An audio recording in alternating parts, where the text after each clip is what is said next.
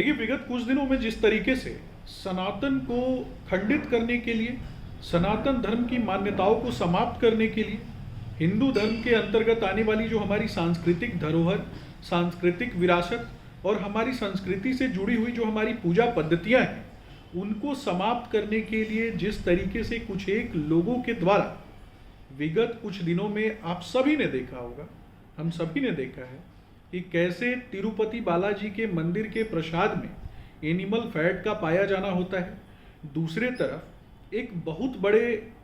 वर्ग को जिस तरीके से थूक जिहाद के माध्यम से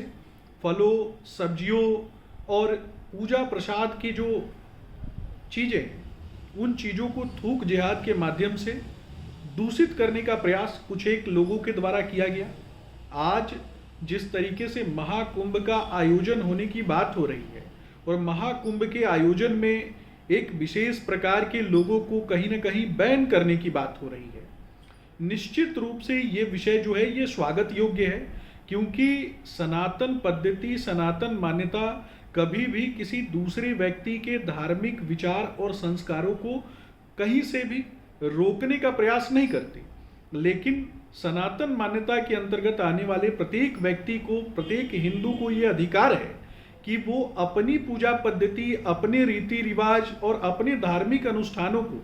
कहीं ना कहीं सही तरीके से करे। और उसको अगर कहीं भी इस बात का आभास होता है कि किसी व्यक्ति के द्वारा, खास करके किसी विक्षिप्त मानसिकता के व्यक्ति के द्वारा, किसी एक प्रकार के लोगों के द्वारा अगर जानबूझकर